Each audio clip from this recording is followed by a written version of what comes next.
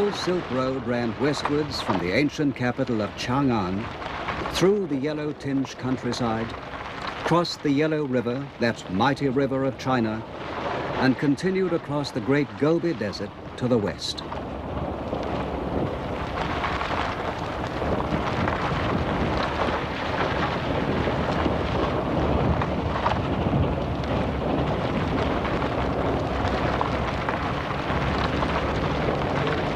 At the beginning of September, a combined television team from China and Japan left Xi'an, which was once the old capital, Chang'an, to cross the Yellow River.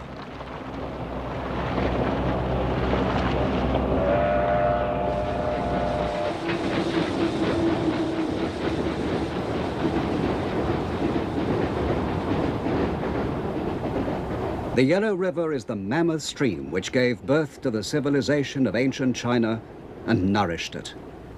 Into the river filters the yellow silt of the plain it flows through. Everyone who travels the Silk Road must somewhere or other cross the Yellow River.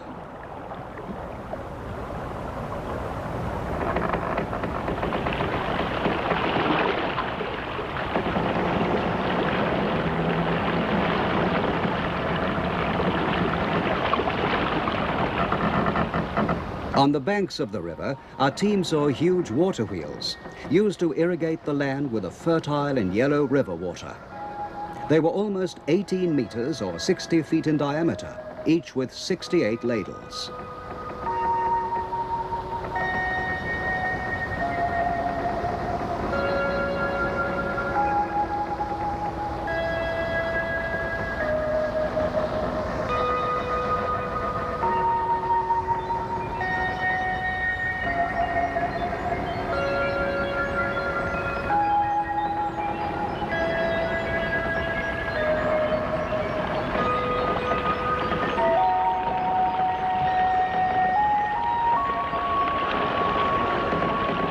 No one really knows who invented this kind of water wheel, but there's a legend that many centuries ago, Prince Zuo Zongdao encouraged their use.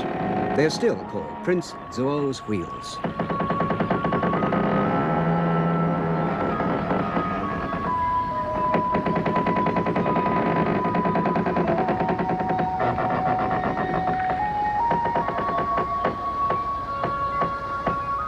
The Yellow River often floods, but it also provides water for irrigation. The farmers consider it an enemy as well as a friend.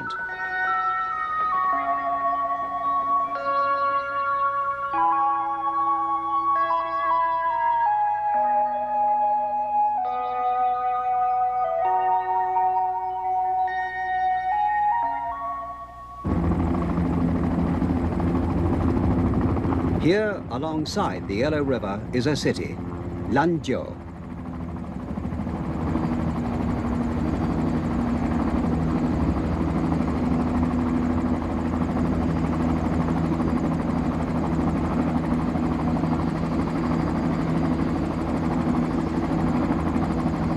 Once it was just a small country town with a population of only about 70,000.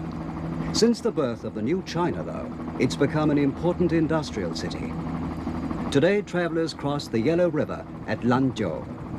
But in the days of the Silk Road, they used to cross further upstream.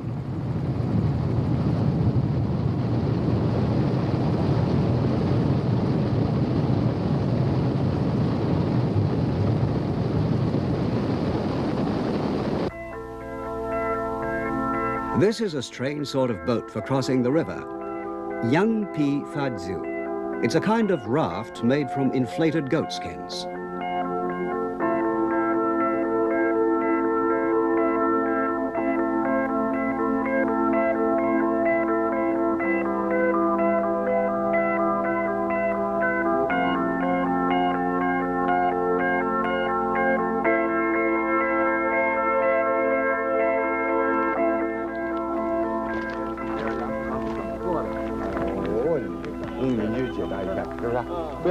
The heads and feet of the goats are cut off, the flesh and bones are extracted without impairing the skin, and then the hair is scraped off.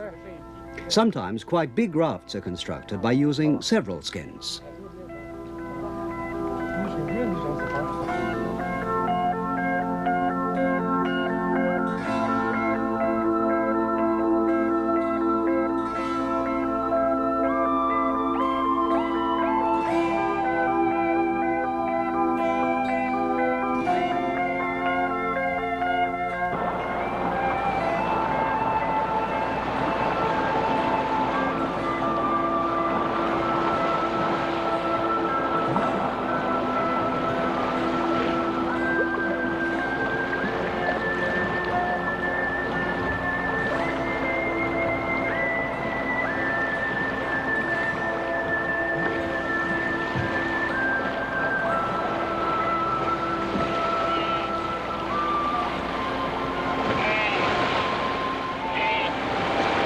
The really big rafts, made with many skins, are strong enough to carry oxen, horses, and even camels.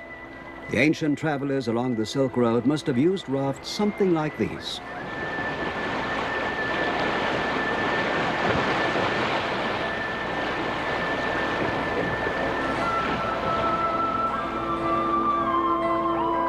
The ferrymen here maneuver their rafts skillfully, taking advantage of the currents.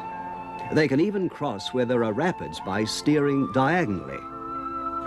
But where did travelers long ago cross the Yellow River?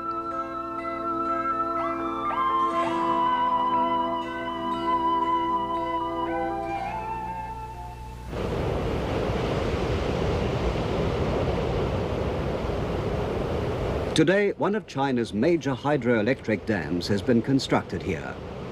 Liu Jiaxia Valley Dam took 15 years to build from 1958. Travelers on the Silk Road used to cross the Yellow River at a point far above this dam.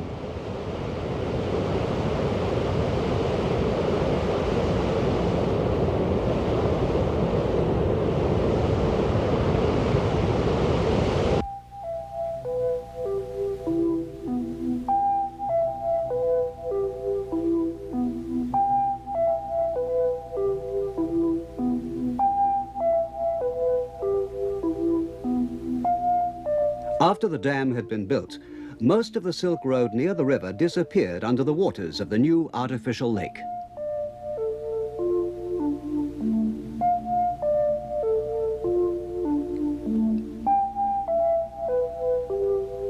We took a 3-hour boat ride to the old crossing place, Binglingsu.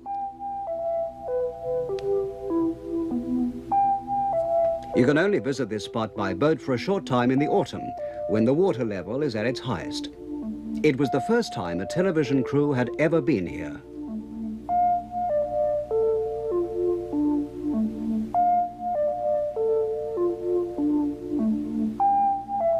Binglingsu was a Buddhist temple built in the 4th and 5th century AD during the Northern Wei dynasty.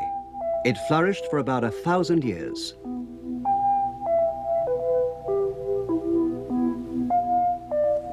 A giant Buddha built during the Tang dynasty several hundred years later.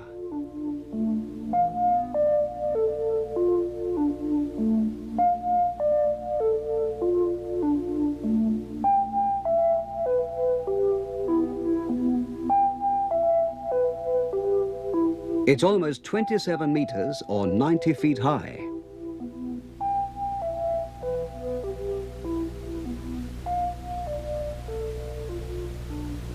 Around the giant Buddha on the cliff face, dozens of caves have been carved out, more than 180 of them altogether.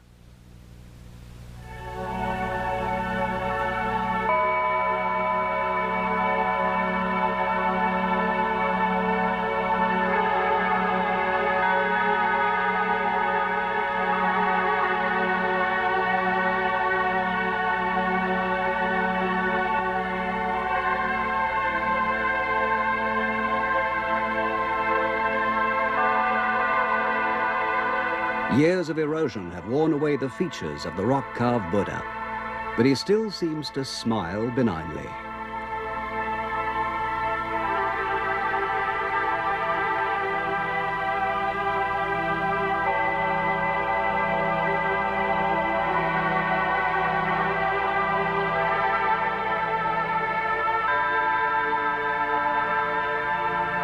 He sits cross-legged, like most people of Asia still do. Buddhism, originating in India, went through various transformations during its journey along the Silk Road, according to the lifestyles of the different peoples.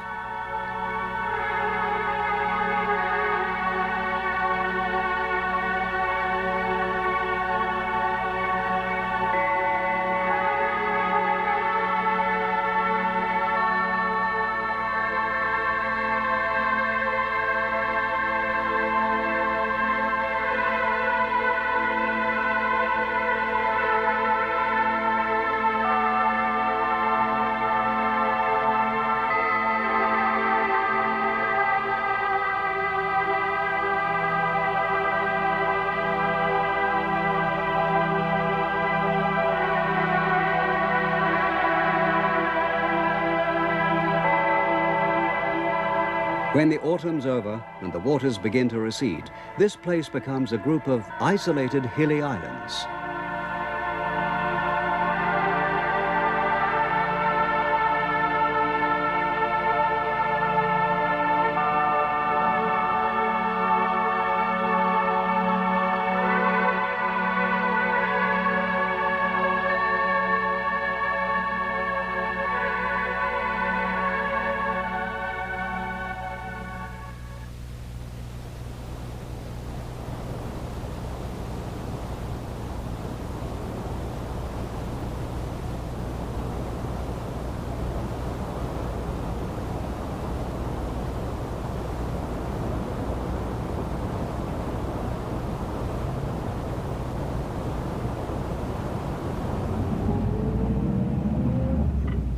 For 1,000 kilometers or 600 miles westward from the Yellow River, the Silk Road passed along a narrow defile between the Qilian Mountains and the Gobi Desert.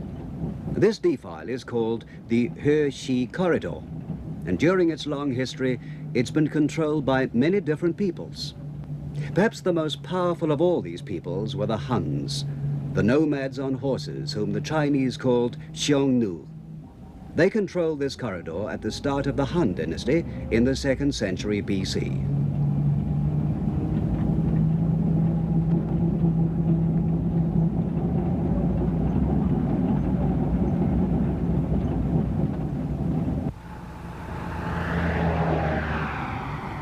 Today, all you can see in the Great Gobi Desert are rocks and bare earth. But in those days, it was the scene of many fierce battles between the Chinese and the Huns. Battles for control of the Silk Road and of the precious goods that passed along it.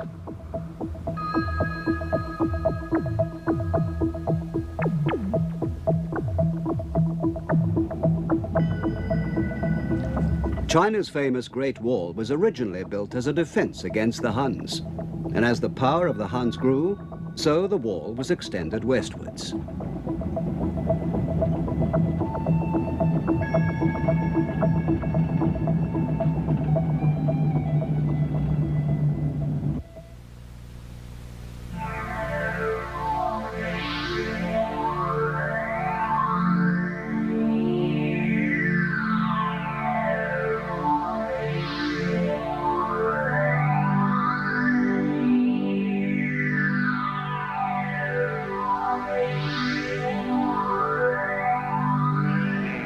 Even on a military campaign, the Huns for food depended on the great herds of goats which they always took with them.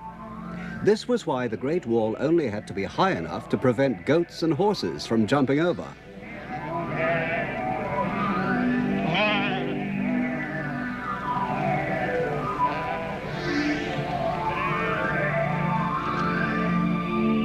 The Chinese finally managed to get control of the whole of the He Corridor during the reign of the Han Emperor Wu Di. In the year 121 BC, Emperor Wu Di sent an army 100,000 strong against the Huns.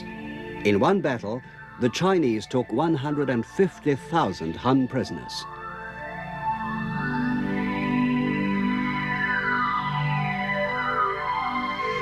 Now, the Silk Road was securely in the hands of the Chinese.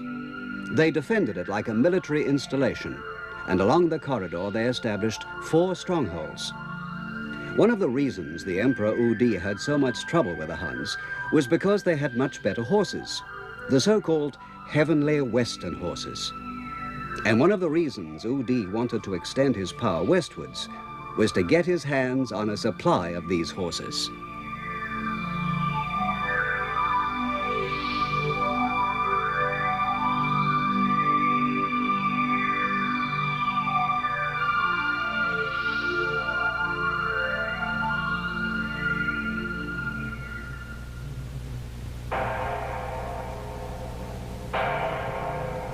"280 kilometers, or 180 miles, west of Lanzhou is the town of Wuwei, the first and biggest of the 4 Chinese strongholds in the He Corridor. All that's left today is the Citadel Gate.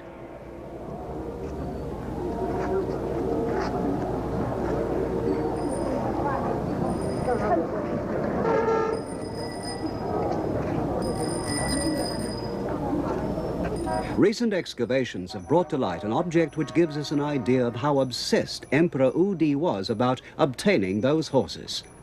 It was unearthed in 1960, when relations between China and the Soviet Union began to deteriorate.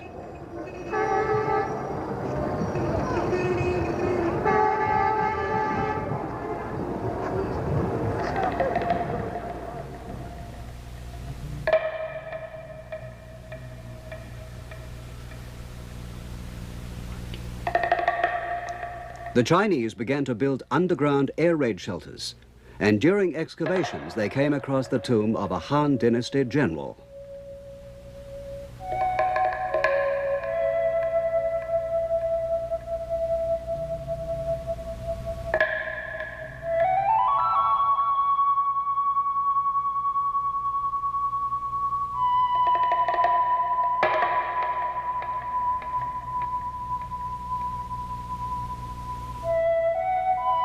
Inside the tomb, this wonderful bronze statuette of a horse was found.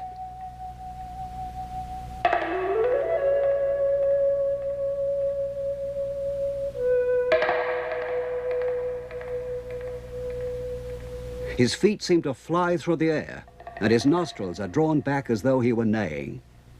One of his hooves is treading on a swallow. The message is easy to read. Here was a horse that could gallop faster than the flight of the swallow. This was the kind of horse that rulers of those days dreamed about.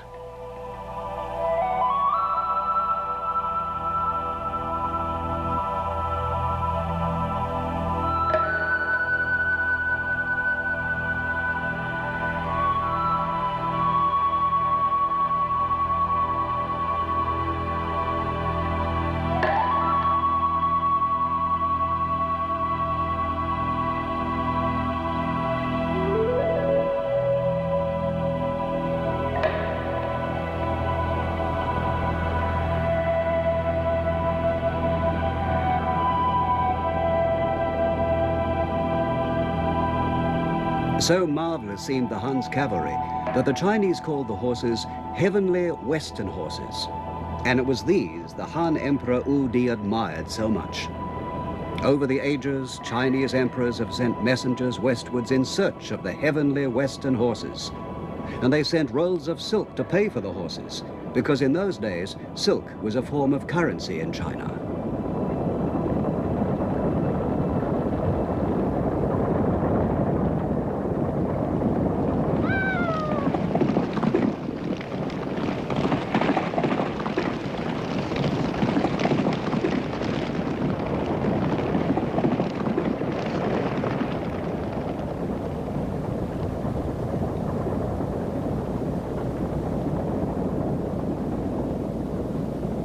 Today, the Chinese army still gets horses from the Shandan pastures in the Qilian Mountains.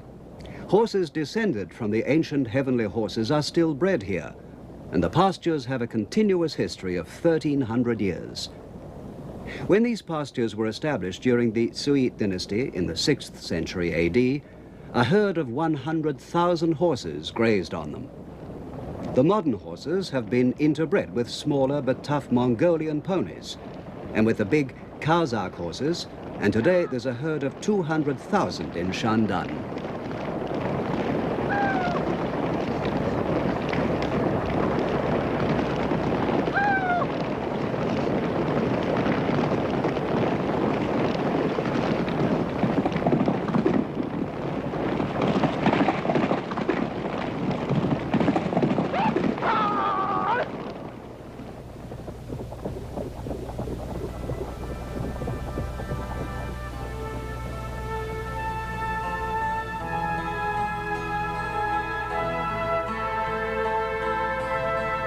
The Qilian Mountains, with plentiful water and rich grasslands, were looked on as an earthly paradise by the nomadic Huns.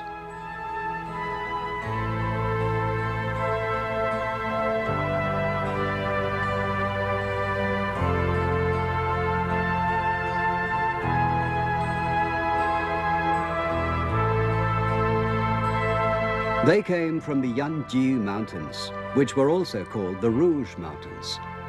They were called this because of a plant which grew there, which the Han women used as a type of cosmetic. Today, the people still sing a plaintive song about how the Huns were defeated so many years ago. The song tells about how they were driven out of their mountains and how their brides no longer had rouge to paint their cheeks. We lost the Qilian mountains, our sheep, our horses, our cows. We lost the Yanjiu mountains. Now there's no more rouge to color our brides' cheeks.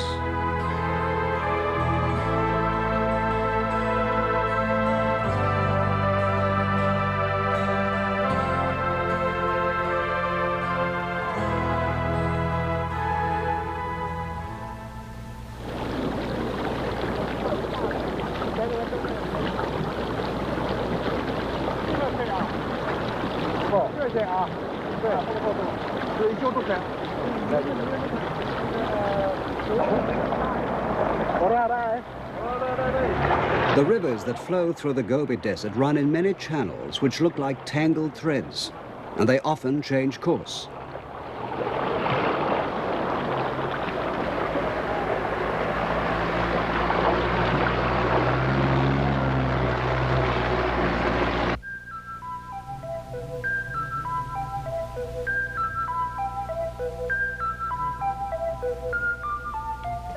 The Dianye River has its source in the permanent snowfields of the Qilian Mountains. At times it's been called Ruo Shui, or the Weak Stream, or He Shui, or the Black Stream. And as it's changed its course, the desert has changed too. Sometimes when the snows on the Qilian Mountains melt, the river floods and completely alters the shape of the He corridor. Many oases and fortifications have disappeared because of changes in the course of the river. This is called the Le Deux Castle, and today it's on the banks of the Dianye River. It was built during the Han Dynasty about 2,000 years ago.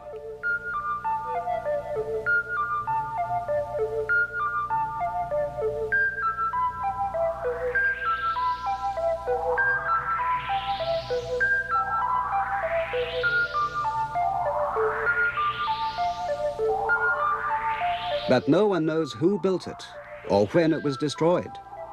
Some people say it was destroyed in a mighty flood, and some say it was conquered by the great Mongolian ruler Genghis Khan.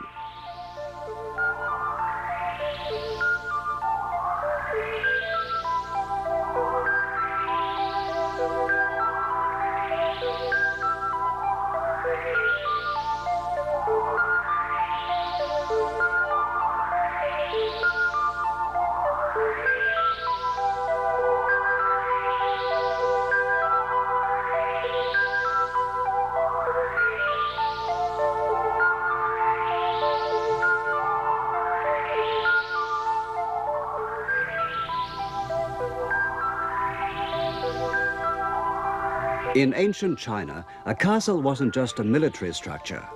It provided shelter for an entire town, like a European walled city.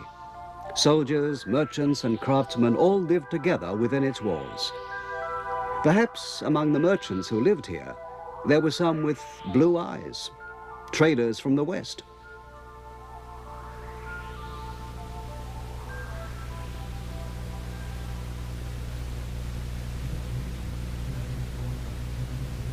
Today, the courtyards are covered with pieces of broken tile and countless shards of pottery. Many of the pieces can be identified, and the oldest ones date from the Han Dynasty 2,000 years ago. Even the most recent date back as far as 1,000 years ago.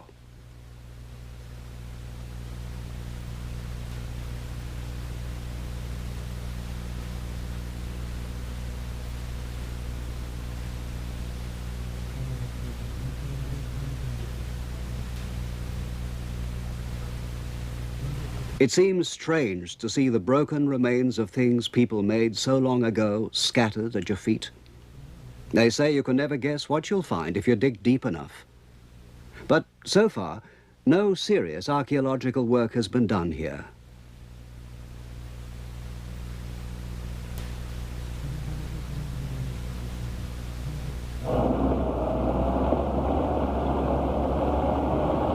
Once we were in the desert, it seemed as if we'd never see another town. In the old days, the camel caravans traveled from oasis to oasis in about half a day. A caravan could travel about 40 kilometers or 25 miles a day. So the oases must have been about 20 kilometers or 12 miles apart.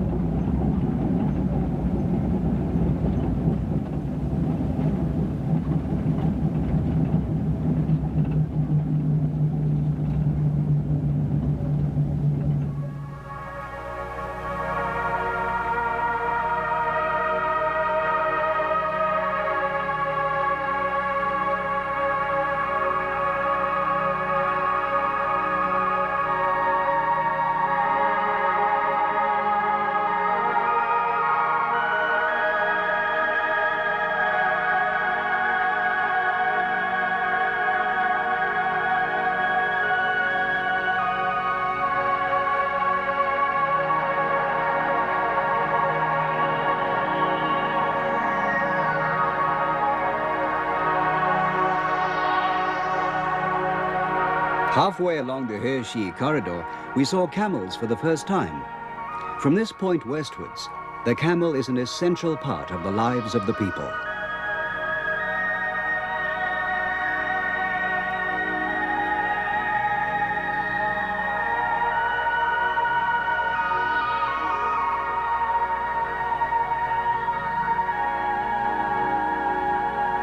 Farmers load their crops onto the backs of the camels, and builders use them to carry earth and sand. Sometimes people have to cross the entire Gobi Desert to buy the things they need.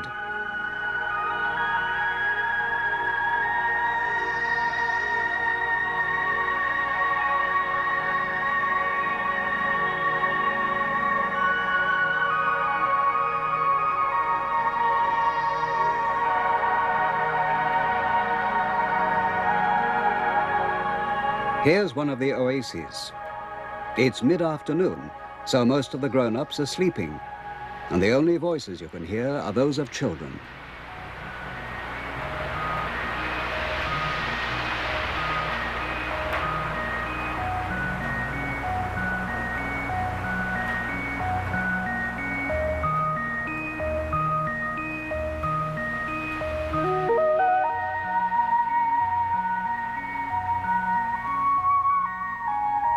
At an oasis, the main problems are floods in spring, dry spells during winter, and the persistent sand which chokes the crops.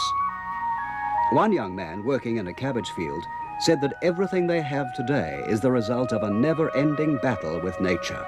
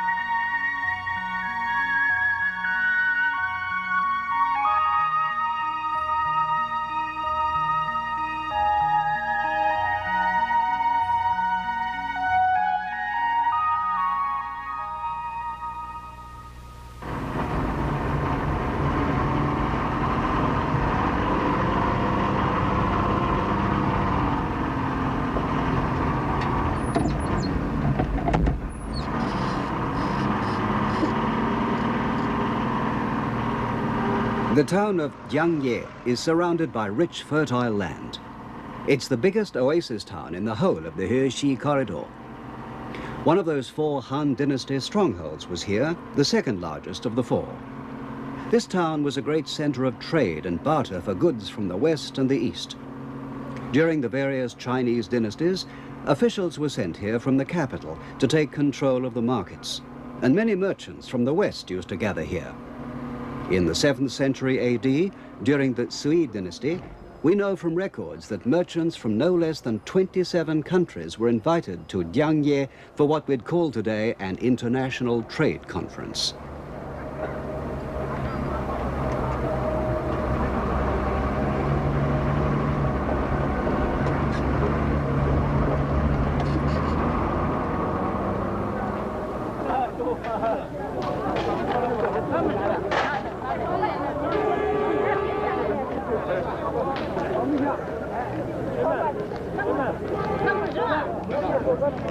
On every street corner, you can see farmers selling newly picked fruit and fresh vegetables. In this town, everybody's allowed to sell his produce just as he pleases.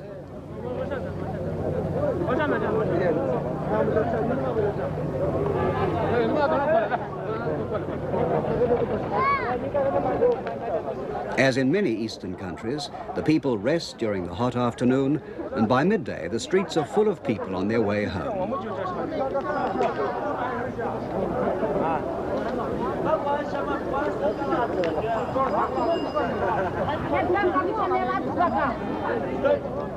Here are green peppers and tomatoes, which were introduced by merchants from the west.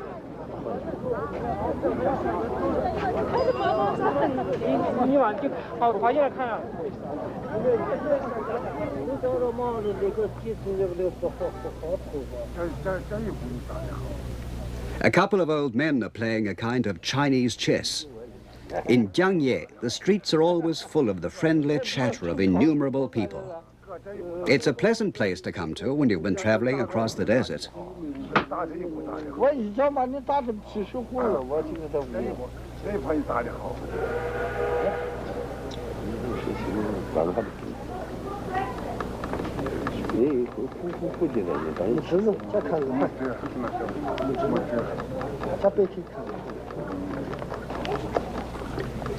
During the second half of the 13th century, during the brief Yuan dynasty, which was of Mongol origin, a famous Italian came to this oasis town and lived here for a year, Marco Polo.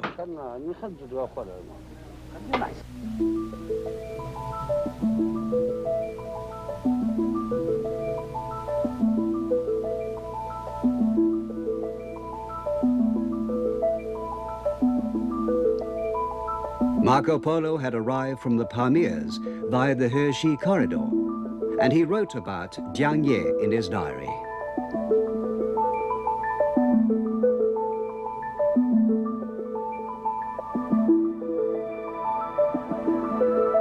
This is what he wrote. Jiangye is a fine large town with a few Muslims and Christians as well as Buddhists. There are many Buddhist temples, and Buddhist images can be seen all over the town. Among these are several of great size, some of which are covered with gold leaf and are of quite superior workmanship. One particularly big statue is lying on its side. It's surrounded by several smaller figures praying.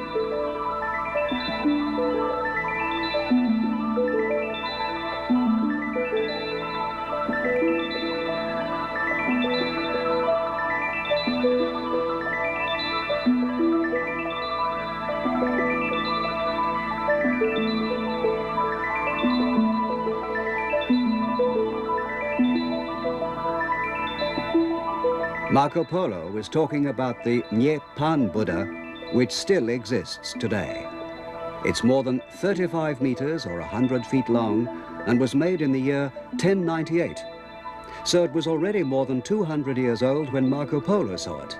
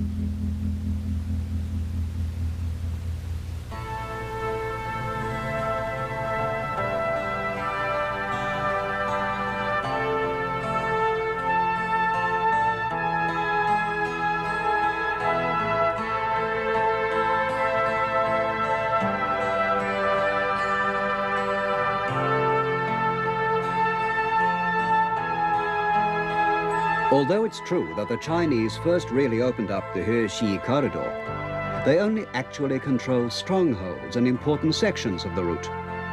Many tribes have fought battles here since the Han Dynasty, in spite of the Chinese being in control.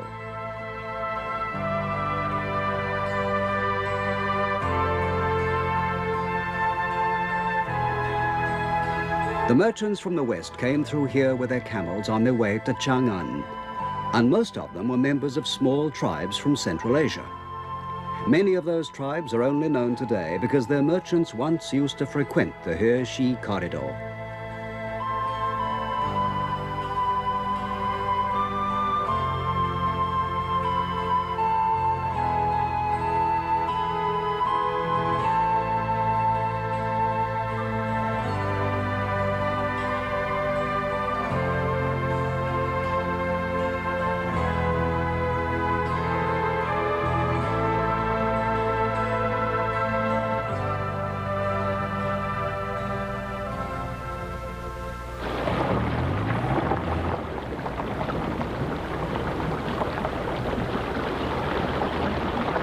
We went up into the Qilian Mountains to look for evidence of some of the old tribes.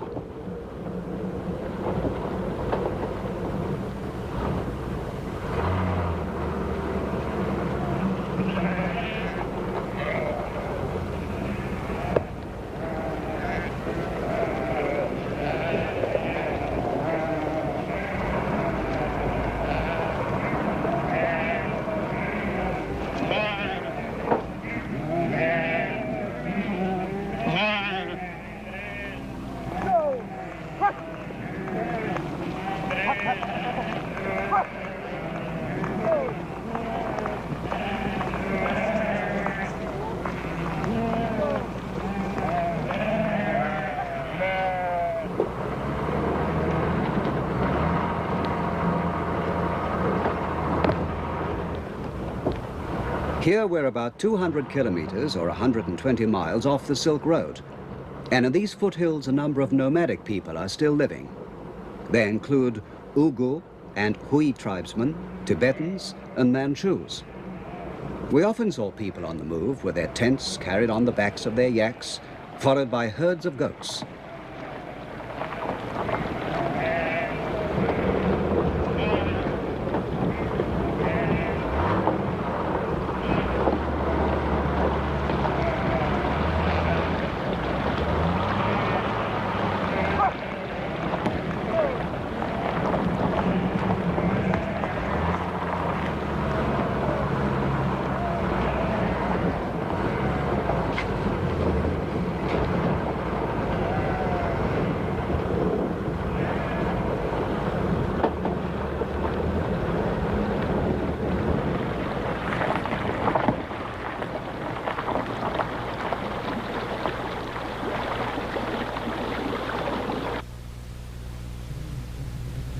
After the revolution, the Chinese government protected these small tribes by setting up autonomous governments in various places.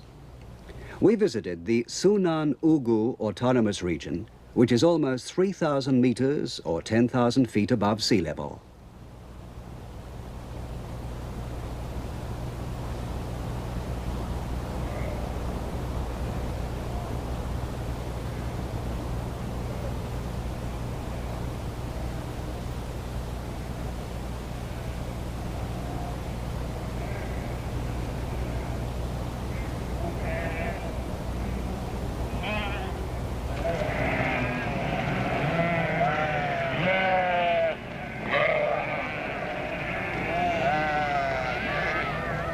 The Uighur people greeted us in a special folk costume which they wear only on festive occasions.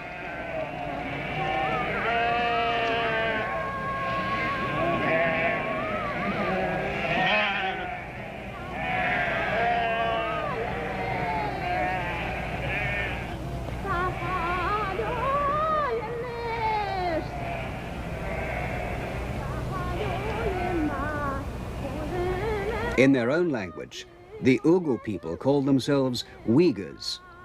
The two characters that they use when writing this in Chinese mean rich and strong, and these characters were recently adopted as a sort of good luck charm.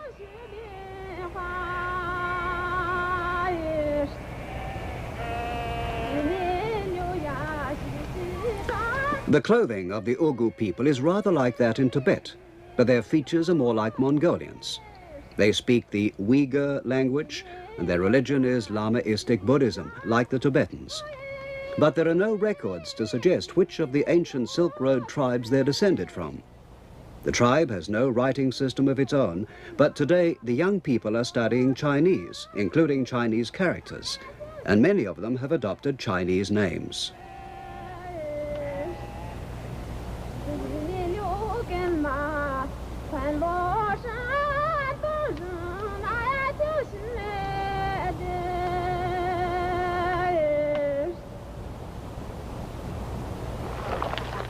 Their staple foods are wheat and the meat of goats.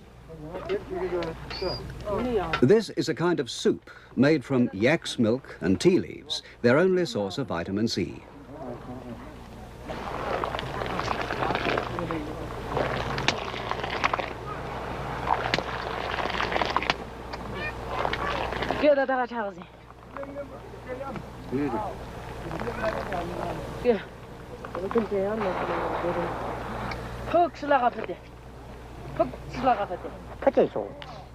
When the winter snows start in October, the people would abandon their nomadic life for the year and come down from the mountains.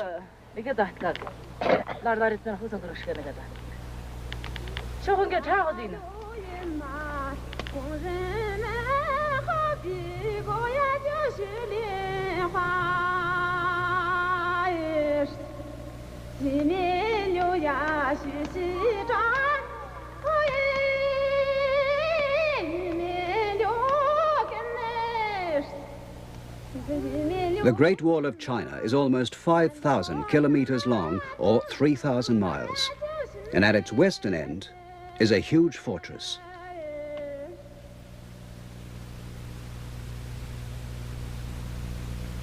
This castle, Jiayu Chuan, was built in the 14th century during the Ming dynasty. A unit of about 300 soldiers was stationed here to guard the country from invasion from the west.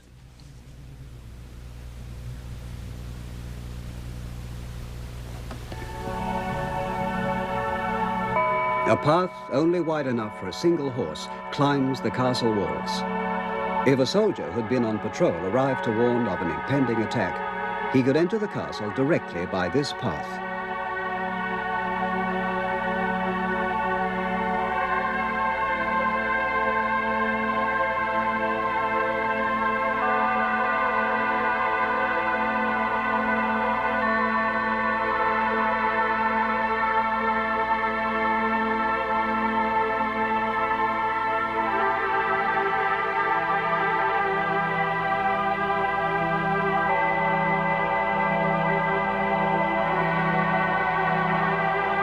It was a lonely life for the soldiers, far from their homes and families. When they left for the battle, they'd throw a stone under the gate of the castle. If the sound of the stone echoed back with a hollow ring, the soldiers believed that they too would return safely to the fort.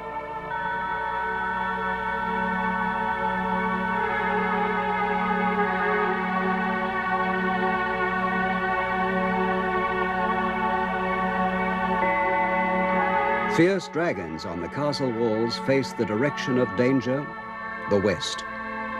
For the Hershey Corridor was the scene of battles which marked the rise and fall of many peoples. But it was here that a vital communication link was forged. The Silk Road, connecting east and west.